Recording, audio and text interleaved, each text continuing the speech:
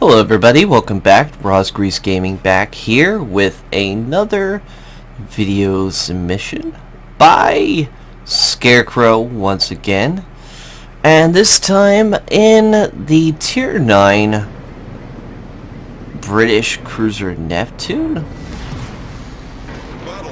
Scarecrow, do you just got no lie? Last time I saw you, you were in the Fiji. And I think the other week I saw you, I think last week we're in the Edinburgh. You showed me a photo of. Well, that's right guys, and unfortunately also in this match, well, he's pink. Now he did say that when he told me about that, he said that he accidentally torpedoed and one ship got in the way of his torpedoes. I'm sure everybody here's been in a position like that, but he is certainly pink in this match, so he has to be a little more extra cautious when using this ship. Well, Tier 9, Neptune. Definitely, I'm still not currently on this ship. I'm still currently working my way through the Tier 8 and almost done with that now. But we're here with him now in the Sea of Fortune map on a Tier 9, Tier 10 match. And I personally do not own this ship. I want it, but I personally do not own it. It does have better torpedoes, as you can see here. It has two, let's see, quadruples? Yep, quadruples launchers.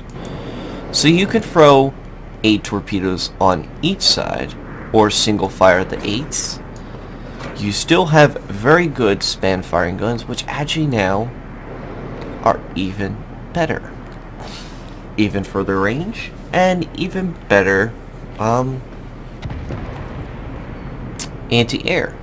Now, it's not as broken as the Tier 10, but this is definitely pretty good. So, Scarecrow's trying to find getting him positioned in towards the 8 cap with the rest of the team here, and Lord and behold, he gets detected. And he sees why. There it is. The gearing.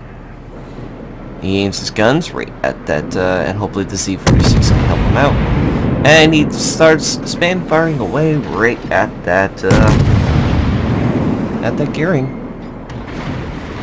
Now the reloads, like I said, not bad for this ship. I personally do not own it, but it's definitely pretty dang good for a Tier 9 for its 6-inch guns.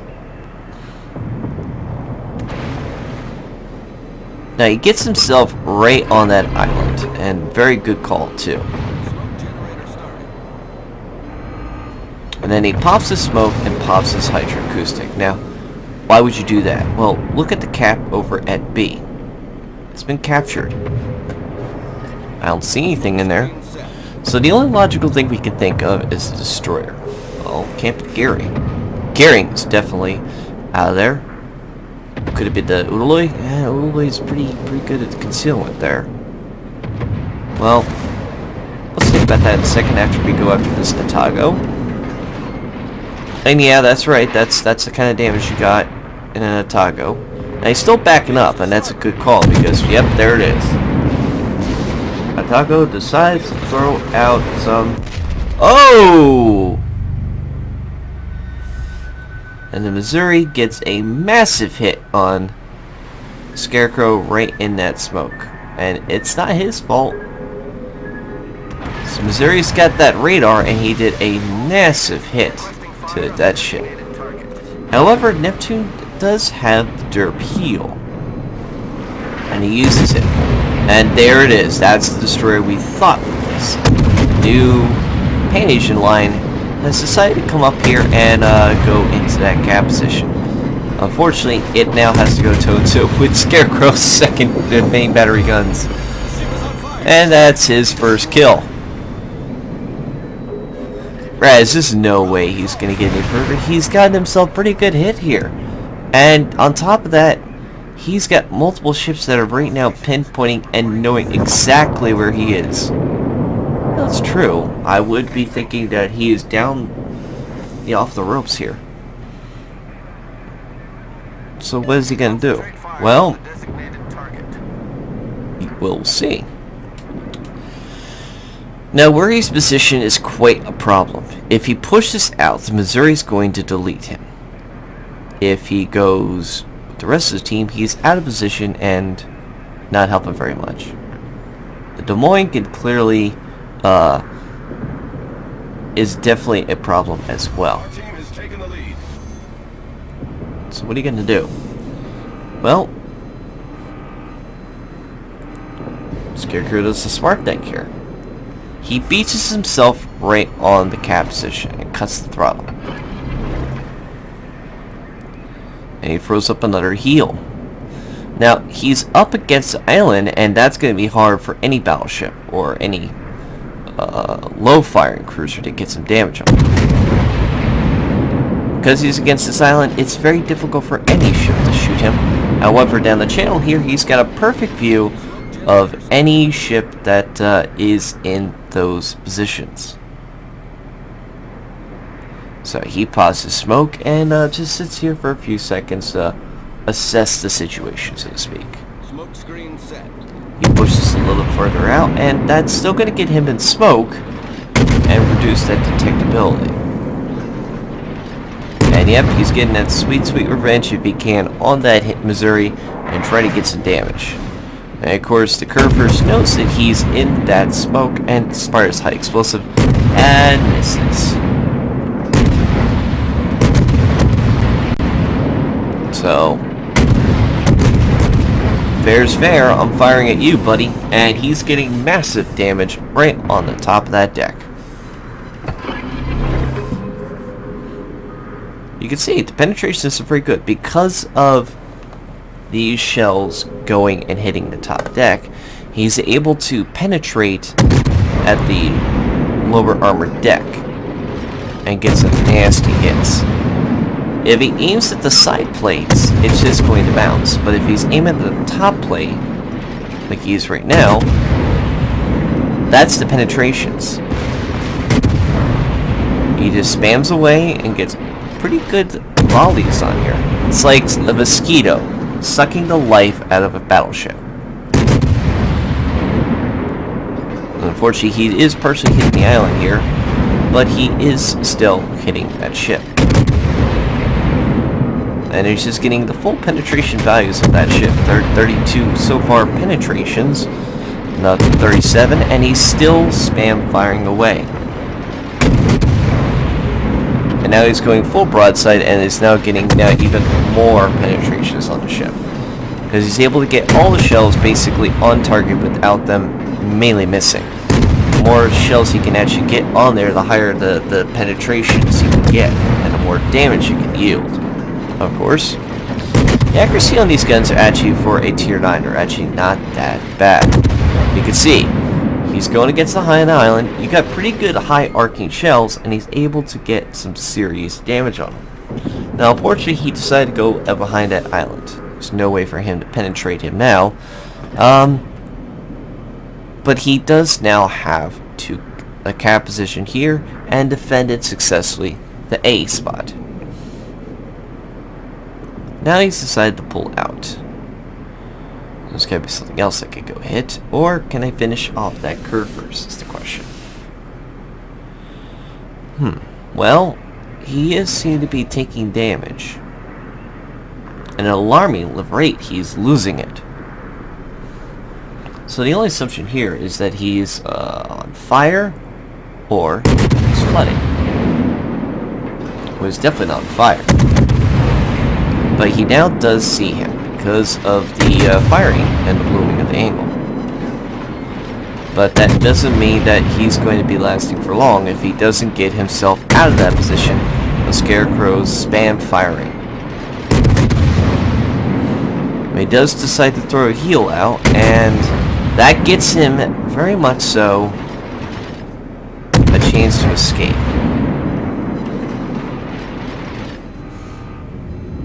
Unfortunately, Scarecrow cannot see him. So that means that he might be living another day. Now the scores are pretty fundamentally tied, but the point values are definitely leaning towards Scarecrow's team.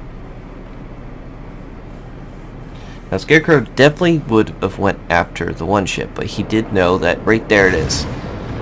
He saw on the radar on the previous ships detected that Udaloy. We've sunk an enemy destroyer. And sure enough, Udaloy pops up. Torpedoes. Bye-bye, Udaloy. Well, bring on the torpedo beats. How many can we take? Just one round nose. We're hull below the waterline. We're flooding quickly. Problem solved. And now the Hindenburg spotted him and the other rest of the allies, and began to fire armor piercing at him. However, thanks to a quick speedy getaway, he was able to get himself out of position there and get himself well hidden. And now he decides to use Udaloy's smoke and hide himself out of position. Now, unfortunately, he can get radared here, so he's deciding to span fire as quick as he can on that Missouri before he gets any chance of getting the radar out. And yep, there it is. Enemy battleship destroyed. Now there's no longer radar coming from the Allies. Unfortunately, though, now the scores are now not leaning towards the Allies here. Scores now 3-4. And it's not looking so good for his team. Scarecrow definitely here with 3 kills and is trying to hold as long as he can. Of course, the Scarecrow pings the Hindenburg over there at the side. And he's trying to find himself a position to hit either the remaining ships. He doesn't want to go toe-to-toe with the Hindenburg. If he does, he's pretty much going to set himself to die. However, there is plenty of other ships he could go after. There is still technically a destroyer out there, the Gary. It's still here in the match. And he's going to have to go after one of the cap positions, because currently they have no caps. Well, let's see, what was the last position of the Gary? Well, the Gary's last position was down towards A, down the southern end. So, if I were one of them, where would I go? Our victory is in sight. Good question.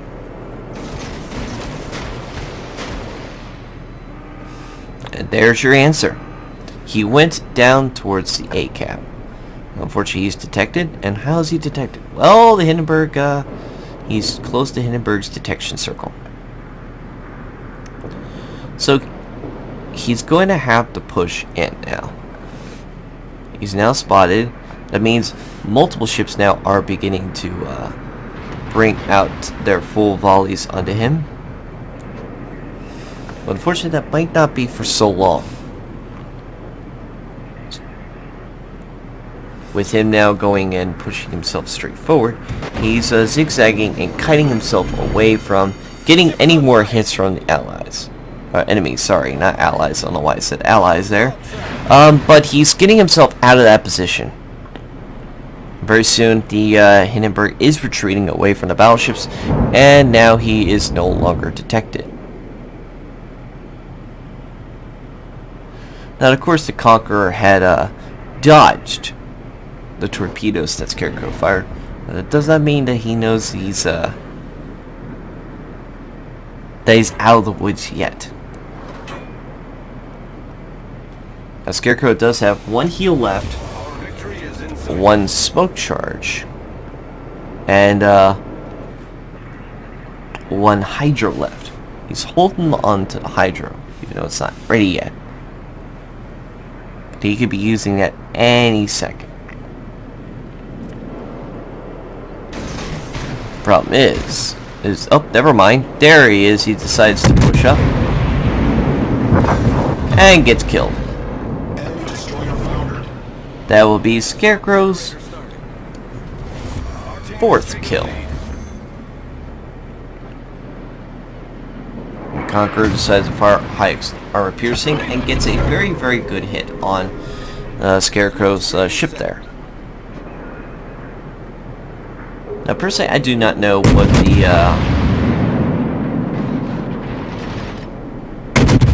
Conqueror is deciding to do here, but he decides to go towards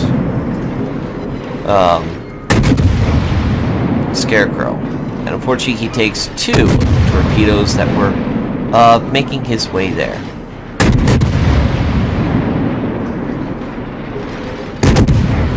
But however, he is not taking any flood damage there. And why is that? Because of course he did not he used his damage control. He was able to use the damage control and get himself out of that position.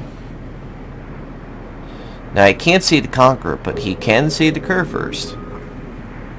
And what were you going to go for? Well, he's going to go for that Kerr first. And he's trying to defend B as much as he can. It's quite the challenge. And it's getting a pretty good damage on the Kerr first. Now, Conqueror could be pushing up any minute into that smoke. If he does, that's going to be quite a problem. However, that spam firing, yep, there it is. Kraken Unleash has now killed that that Kerr first. So now he's now gotten 5 kills in this match. 335 hits. It's a very, very close match. The Conqueror is still in that cap.